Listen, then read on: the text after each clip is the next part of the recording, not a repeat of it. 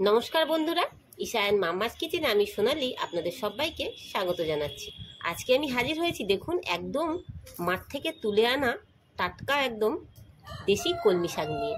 তো আজকে আমি একদম এই টাটকা দেশি কলমি শাক কিন্তু আপনাদেরকে ভাজা করে দেখাবো। তো চলুন প্রথমে কি করি, শাকটাকে আগে আমি ভালো করে বেছে নিই। আর বাছার আগে একটা কথা বলবো, এই যে শাকটা আপনারা দেখছেন এই শাক কিন্তু খুবই টেস্টি হয়, কারণ এতে কিন্তু কোনো প্রকারের কিন্তু কোনো সার কিন্তু ব্যবহার করা হয় না, আর স্বাস্থ্যের পক্ষেও কিন্তু খুবই ভালো। কারা কারা এরকম মাঠ থেকে শাক তুলে এনে খান অবশ্যই কমেন্ট করে জানাবেন। আর এই শাকগুলো কিন্তু আপনাদের দাদা কিন্তু মাঠ থেকে তুলে নিয়ে এসেছে।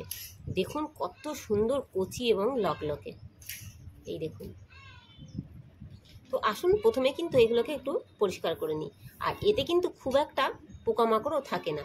এই দেখুন ডগাগুলো কত সুন্দর। আমি জাস্ট একটু পাতাগুলো আর এই যে শিকড়গুলো আছে এগুলো একটু বেছে বেছে ফেলে নেব। তা প্রথমে আমি এগুলো একটু বেছে নিই। আর দাদা কিন্তু মাঠ থেকে কিন্তু একদমই যতদূর কচি অংশ আছে ততদূরই কিন্তু কেটে নিয়ে এসেছে। এগুলো আর বাদ দেওয়ার কোনো দরকার নেই। জাস্ট আমি এগুলো পাতাগুলো একটু পোকা পাতাগুলো আর গায়ে যে শিকড়গুলো লেগে রয়েছে এইগুলো একটু ফেলে দেবো। আর এগুলো কিন্তু পুরো কচি, এই দেখুন। তো এগুলো আর আমার ফেলার প্রয়োজন নেই। তো প্রথমে আমি কি করছি, শাকগুলোকে আগে বেছে নিচ্ছি, তারপরে এগুলোকে আমি কেটে নেব। তো এই যে দেখুন আমাদের কিন্তু শাক কিন্তু বেছে নেওয়া কমপ্লিট। এই দেখুন খুব সুন্দর করে শাক কিন্তু আমরা বেছে নিয়েছি। আর শাকটা কিন্তু আপনারা যদি কুচেও কিন্তু ধুতে পারেন, ধুয়েও কিন্তু আপনারা শাকটাকে কুচে নিতে পারেন। তো আমি কিন্তু শাকটাকে কিন্তু আগে প্রথমে ভালো করে ধুয়ে নেব, ধুয়ে তারপরে কুচবো। ডাক্তাররা বলে থাকেন দেখবেন যে শাক কখনো কেটে ধুবেন না, তাহলে যে শাকের যে গুণটা থাকে সেই শাকের গুণটা কিন্তু আমাদের জলের সাথে বেরিয়ে যায়।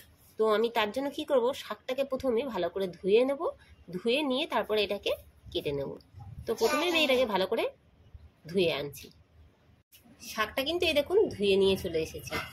এবারে শাকগুলোকে আমি কুচে নেব। তো শাকগুলো ধোয়ার পরে কিন্তু আমি দেখুন এইভাবে করে সব সুন্দর করে সব গুছিয়ে নিয়েছি, তাহলে আমার শাকগুলো এক জায়গায় করে ধরে নিতে সুবিধা হবে আর কাটতেও কিন্তু সুবিধা হবে। আর আমাদের কিন্তু বাড়িতে শাক কিন্তু খুব ঝিরিঝিরি করে কোচা কিন্তু পছন্দ করে না, একটু মোটা মোটাই কিন্তু আমরা এটাকে কেটে রান্না করব। আর শাক কিন্তু আমার খুব পছন্দের, আর বাড়িতে কিন্তু আমাদের কিন্তু সবাই কিন্তু শাক খেতে খুব পছন্দ করে।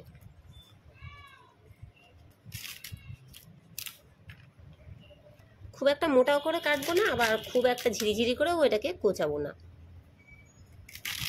তো সম্পূর্ণ শাকটা আমি কুচিয়ে নিচ্ছি, নিয়ে আমি আপনাদেরকে দেখাচ্ছি।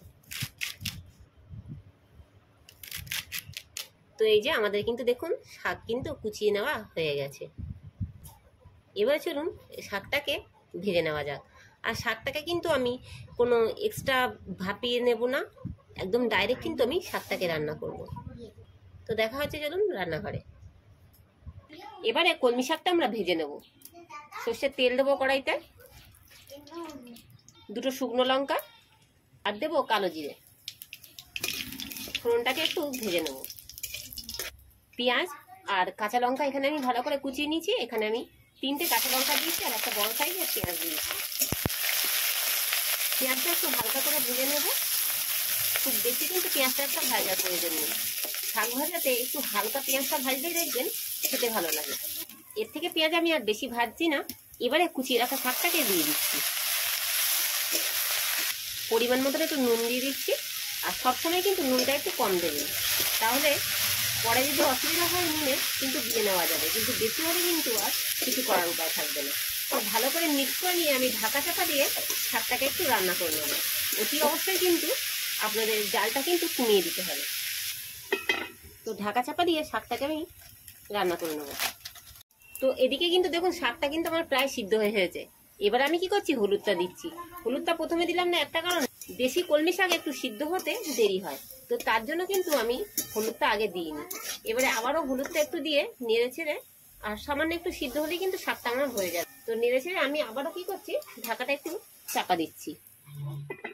তো শাক ভাজাটা কিন্তু আমাদের কমপ্লিট। এবারে সামান্য ওপর থেকে একটু চিনি দিয়ে দিচ্ছি, যেহেতু শাক ভাজা একটু চিনি না দিলে কিন্তু দেখবেন খেতে স্বাদ লাগবে না। তো চিনিটাকে দিয়ে ভালো করে মিক্স করে নেবো।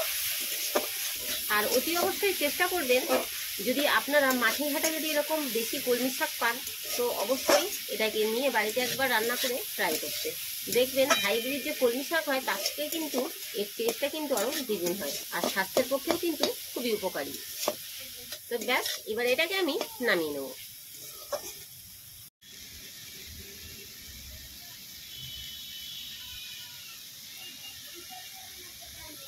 তো এই যে আমাদের দেশি কলমি শাক কিন্তু দেখতেই পাচ্ছেন একদম রেডি।